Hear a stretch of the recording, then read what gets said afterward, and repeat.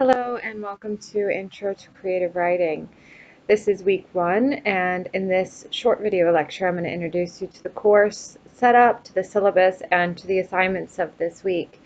My name is Sarah Moore Wagner and I'm your instructor, and just to tell you a little bit about me, I'm a poet primarily.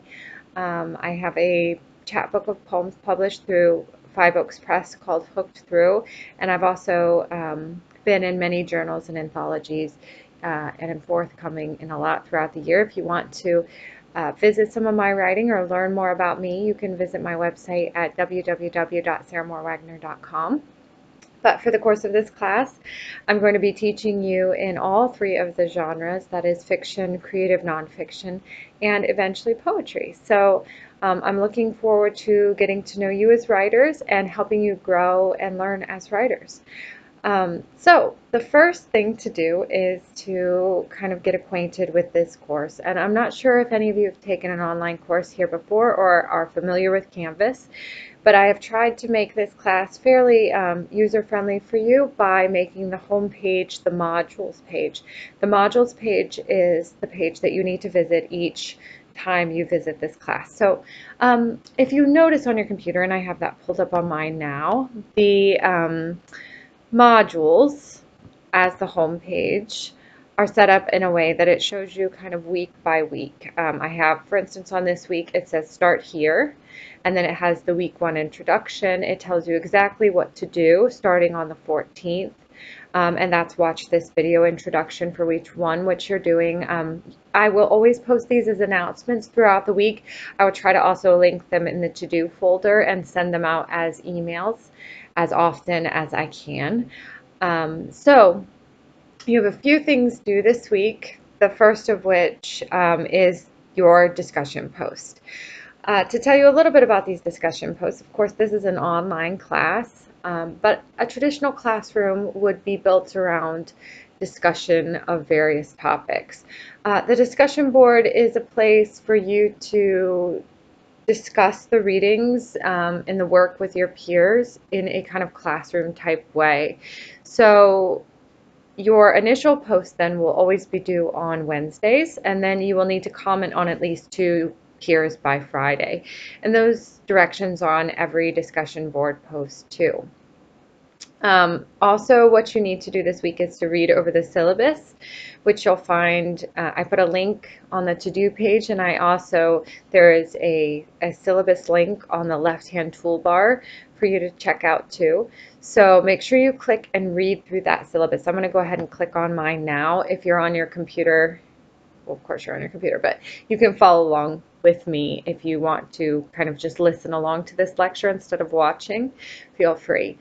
So on the course syllabus, if you click that button, you'll see that I've kind of written up, you have my email there, my office hours. I can Skype office hours. I do not have set office hours since I'm teaching primarily online right now, but I can have Skype office hours with you at any time. So just send me an email and we can work that out. We can have a phone conference.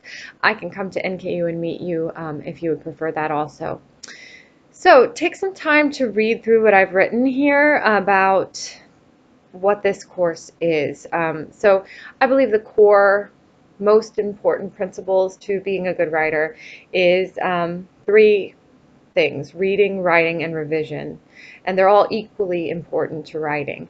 You can't be a good writer if you are not also reading and revising your work. So we're going to be doing a lot of reading in this class, hopefully things that inspire you. It'll help you learn the tools of the craft, to learn what masters of the craft have done in order to become better artists, and then better critics too, by seeing what's considered to be good writing in the contemporary writing world. So then you'll also be writing. So I've written a little quote here from Charles Wright that says, "The secret of language is the secret of disease." So the goal of language should be to spread and invade and destroy, even though this is dark. And you'll notice in your Burraway essay that you have to read this week, she talks about that, not as darkly, but also that how important writing is to be concrete and specific, to kind of touch one person to another, to avoid cliche, to focus on the image, to kind of give your your mind to another person through writing. And I really want to use this class as a space to convey that sort of importance and to work on that sort of importance in our own writing. So the third, and I said perhaps most important aspect here, is revision. So you're going to give and receive feedback on your writing, and then you're also going to have to substantially revise your pieces for your final project, which is a chapbook project, which I have not locked that final module, so if you want to start checking that out, you can. So basically, this class is about opening yourself up to betterment. No writer has written perfectly the first time around. It's about wanting to grow and learning from the masters and from each other.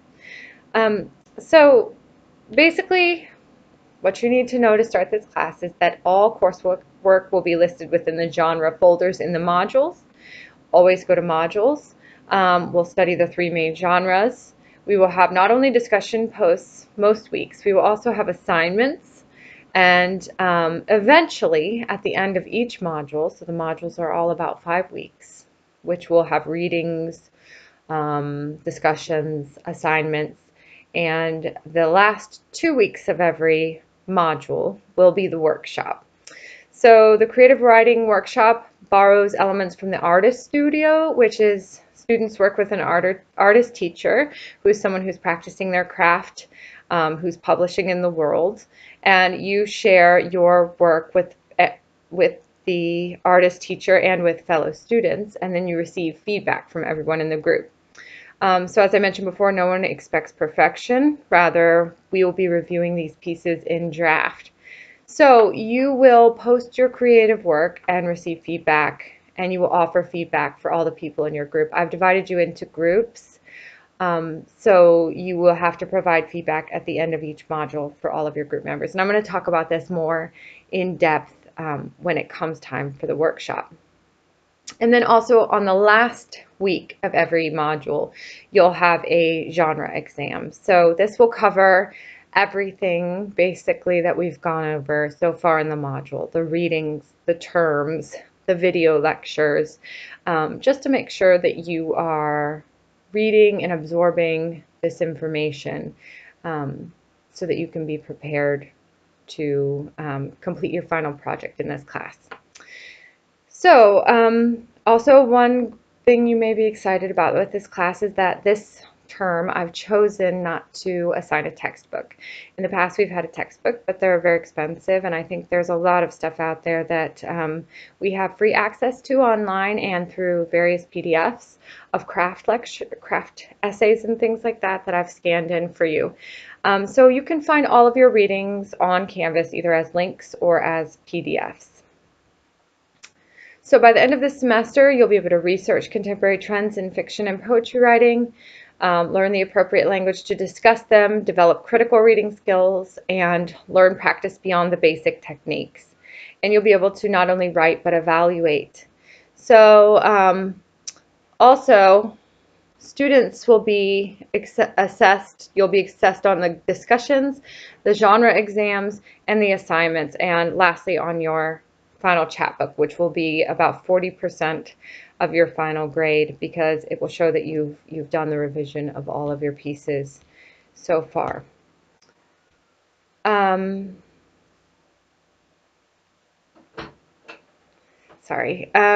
attendance policy is that workshops depend on regular attendance. Of course, we're online, so you can't attend in person, but I consider attendance to be submitting your work and your comments and things on time.